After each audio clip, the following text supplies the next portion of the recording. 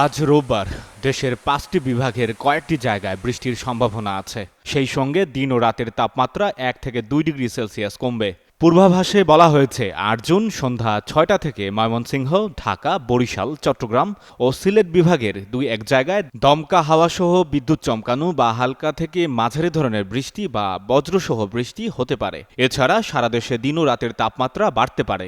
৯ June সন্ধ্যা ৬টা থেকে সারা দেশে দিন ও রাতের তাপমাত্রা প্রায় অপরিবর্তিত থাকতে পারে। অন্যদিকে ঢাকা, খুলনা, বরিশাল, চট্টগ্রাম ও সিলেট বিভাগের ২-১ জায়গায় অস্থায়ীভাবে দমকা হাওয়াসহ বিদ্যুৎ চমকানো বা হালকা থেকে মাঝারি ধরনের বৃষ্টি বা বজ্রসহ বৃষ্টি হতে পারে। এছাড়া দেশের অন্য স্থানে অস্থায়ীভাবে আংশিক মেঘলা আকাশসহ আবহাওয়া শুষ্ক থাকতে পারে।